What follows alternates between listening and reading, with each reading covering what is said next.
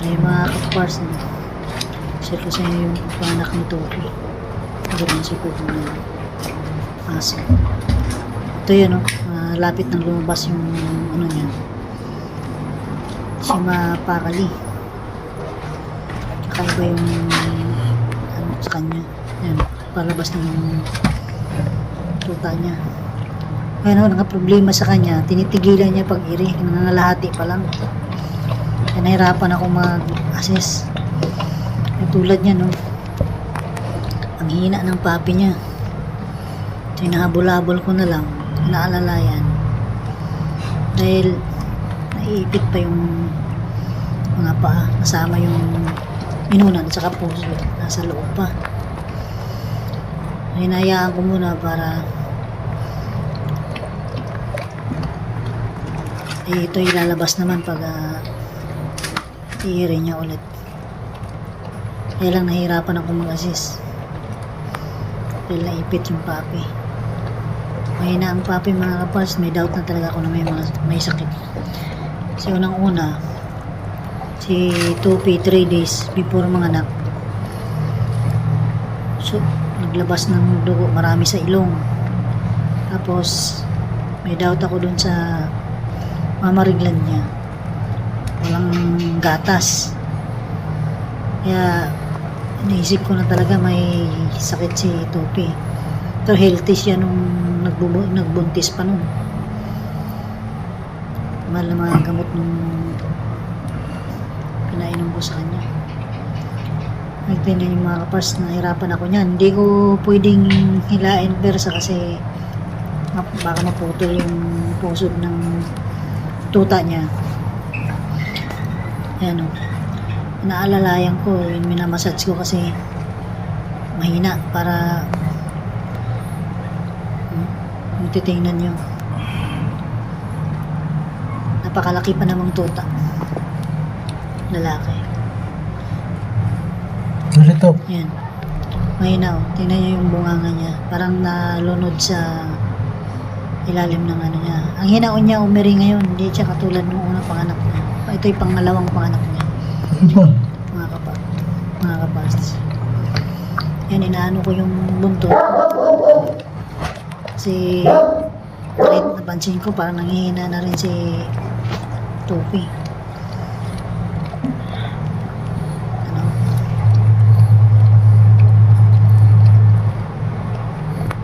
Nadilaan ko para yung mga bara-bara sa ilong na ano yan, nalilinis ng dila niya sa ano yung tuta, karoon ng anong bonjus. Ano, nandiyan yung mga kapal. Ito eh. Bukan ko na iangat yung paa niya. Ayaw talaga niya mag ano. Kaya naipit yung ano ng tuta. Matagal bago lumabas yung ano, inunan. So, hindi ko pwedeng hilahin talaga dyan. Inaalalayan ko lang.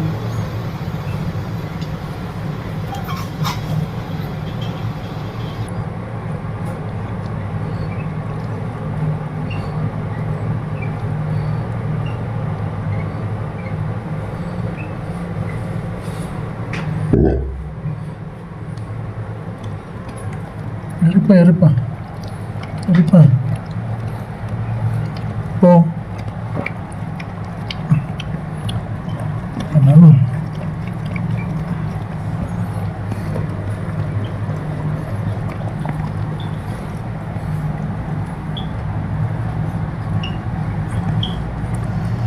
So ayun na mga kapars, lumabas na.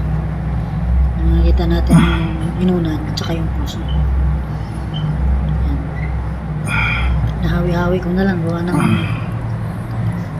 hinihingal si Topi. Yan. Hinayaan kong kainin niya yung ano, inunan. Ito na. Ito yung pag-assist ko dyan, yung ano, pagputol ng pusod, tali. Kasi nanghihina yung tuta. Ano, nakita. Normal yan, kakainin talaga nila yung inunan. At nakakatulong yan sa kanila sa data nila. Inunan ng tuta.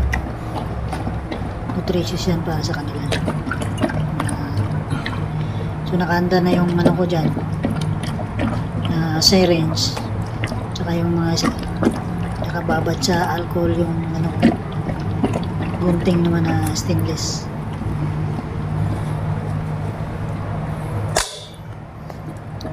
Yan.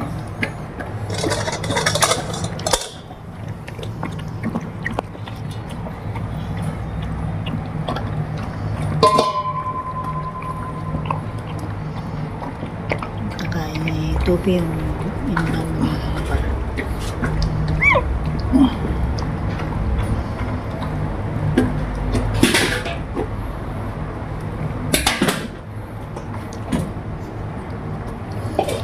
Hina ng tuta mga kapal.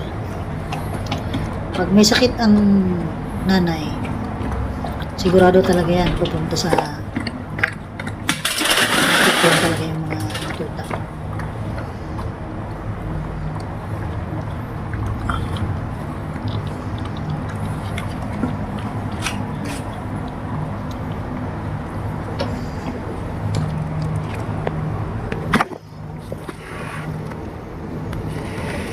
Ang hina ng ano, ang hina ng tuta.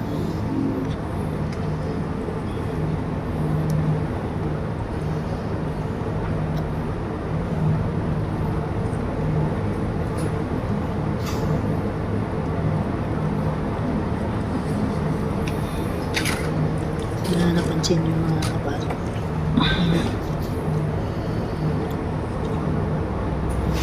Tapos nahirapan ako sa pagtalig. Walang nag-assist sa akin. Pinili ako ng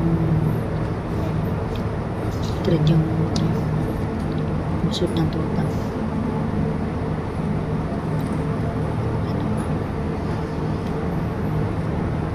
Basta ang pagputol ng pusod mga kapar, mga 1 inch yung clearance. Tapos pilitin nyo na matali ng maayos para walang lumabas na dugo at fluid.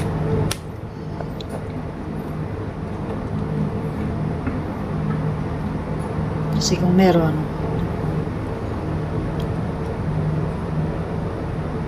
papasama yung tuta pag lumalabas yung fluid at saka sa pusod nila. Ano, kita nyo yung hininga ng ano mga kapal. Ano, pinutol ko na.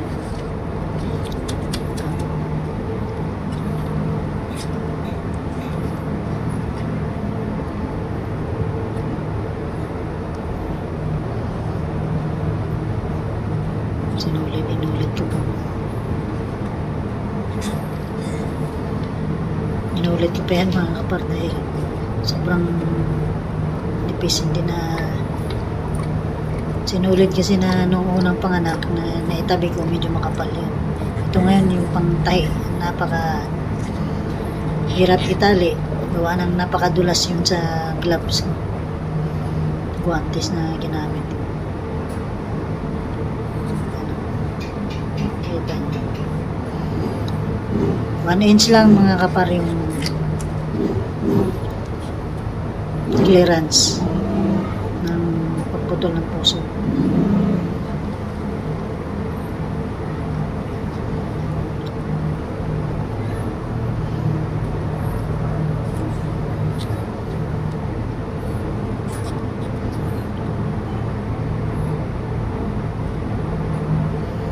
Ang laki ng tuta ni Tupi sana mga kapar. Problema, may sakit.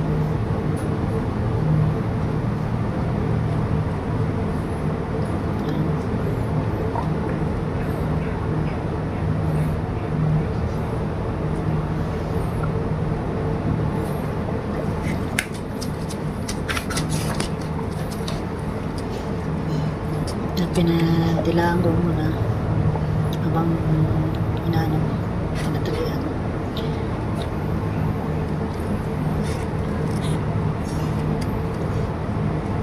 Paglabas niyan mga kapar ng tuta, kailangan punasan ng maigi para hindi maglamig sa katawan nila. Kailangan matuyo talaga sila. Nakakasama sa tuta na basa yung katawan kung malupanap hanggang one day. Yan na. Napapansin nyo, akala nyo na nakapar na inulit-ulit ko na pagtali. Talagang madulas, ang hirap itali. Madulas na ano. Pero naging successful din yan. So tamang pagtali ng pusod o pagpuputol ng mga kapar 1 inch yung allowance. Then mas much better na mas malaki-laki sa panay yung ano, tali na gagamitin para mas komportable kayong may tali, mabilis. Gumamit din kayo ng mga ano, stainless na ano, para sa infection, iwas infection. Yan na, mga kapar, nakita nyo na. 1 inch. So, ang ginagawa ko dyan, tapos punasan ko na maayos at nilagay ko yan sa may lampshade, langganang may lampshade. Medyo mainit-init yung temperature at makarecover yung aso sa init, daling matuyo. Pinadilaan ko na maayos ay tupi. Ganaw ay tupi, ano, medyo nanghihina. Napapansin nyo yung tuta, hindi ganun ka-active yung tuta. Cute na cute na tingnan mga kapar.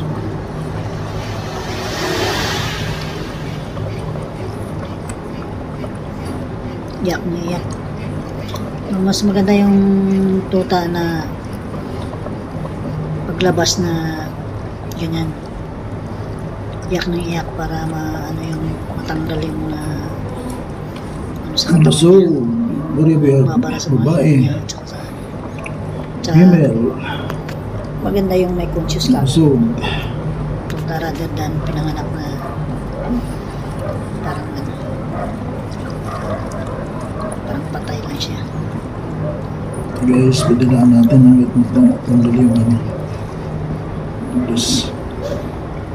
Yung pinapadilaan ko ng maayos para madaling matuyo.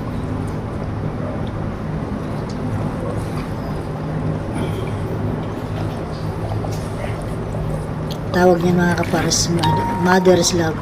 Yan yung mga mother nursing. Nilinis niya yung anak niya. Lalayo ko yung pusod kasi puputulin niya. Mukha, katawan.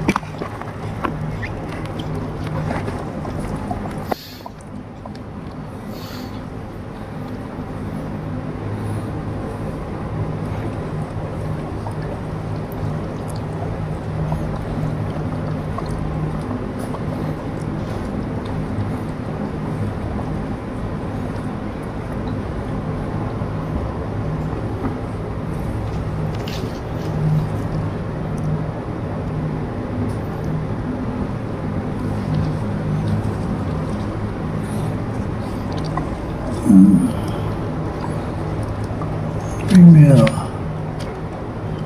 Busog mga kapars. Female. Malaking Yes. tuta. Ang tali. Female pala to, female. Ito yung ano pala, Mababa lang konti. Ang dulas ng pangalawang middle. papi niya. Unang papi niya mga kapars, bumagsak, patay.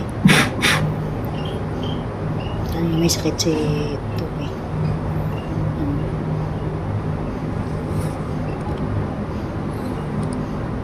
May sakit na rin tong papi mga kapars. Napiktuhan yung papi.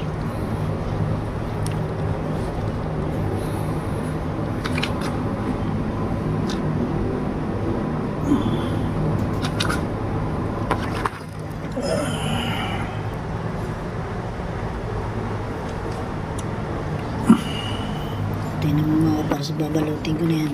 Parang Isa na lang guys. finalize ko po punas para tutuyo. Dahan-dahan lang.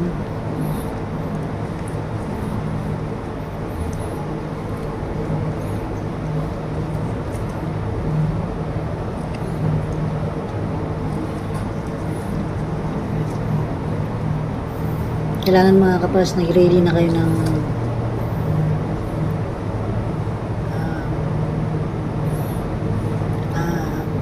lagayan, box o karton ba yan na may pailaw. Pailaw nyo, paramdam nyo kahit na basta konting lang na mainit. Ramdaman nyo yung katawan ng isang aso. Yung sa mother na katawan kung gaano kainit na yan mo sa balat. So malaking tulong yan na sige yung mga bagong mga kapals. Bagong anak na mga tuta. Init talaga. Kaya kailangan kaya pag nakita nyo sila, nagtatandayan yan sila. So pinag-ano yan sila ng body. Hanap talaga.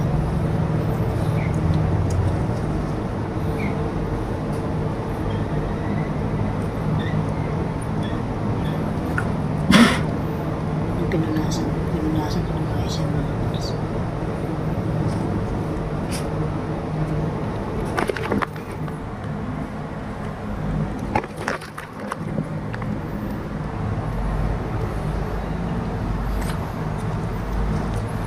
Wala pa siyang ang hina niya talaga mga kapars. Kaya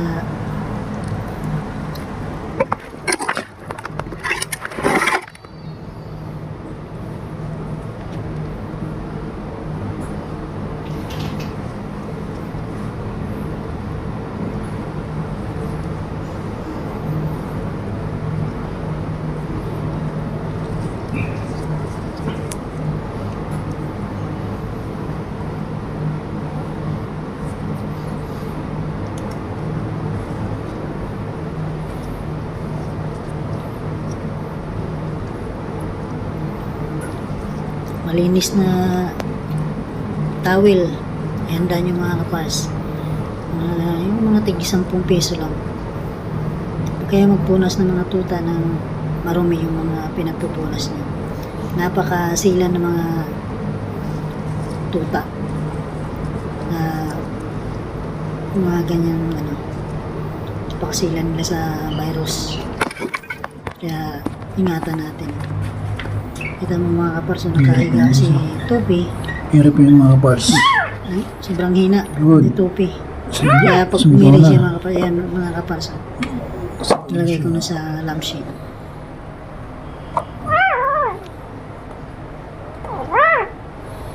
Bes, sumigaw na. Dalawa, tatlo na sila. Pangatlong tuta na pala ito mga kapars. Sorry. Napansin nyo mga kapars, yung isang tuta dyan, casualty yan, patay na yan. Ayun na sa gilid. Ang pagpangalit. Inyo. Nakita yung dalawa Ayan, yung nilagay sa- may lampshade mga kapars, yung box na lagyan ko ng mga tela. Alaman natin yan bakit Tsaka naglalagay ako ng lampshade. malaking tulong yan para dun sa condition ng mga tuta sa body head nila. Yan.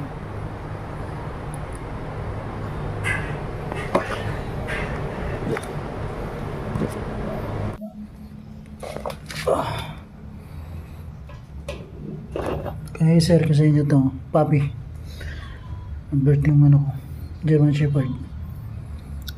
Yung isang tuta mga kapars, napansin nyo na sa sayang lang, gilid niya. inabutan natin yung isa. Casualty. Patay daw sabi ng pamangkin Casualty ko. yan.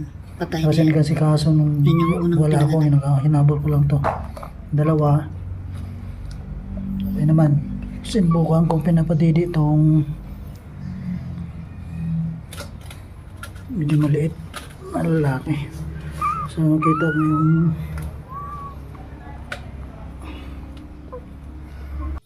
so anytime na natin is kailangan pa nila ng so yung nanay yung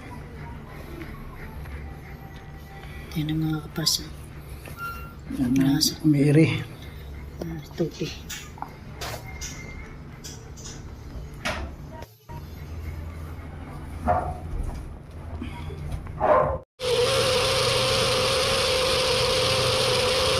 Yan yung sinabi kong kasulot ng mga tao.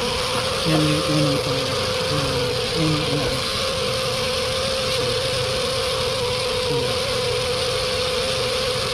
Unang isang tao kasi sulti. Sagang mga kapars. Hinayin talaga ako kung may ganyan. Casualty tayo guys, isa.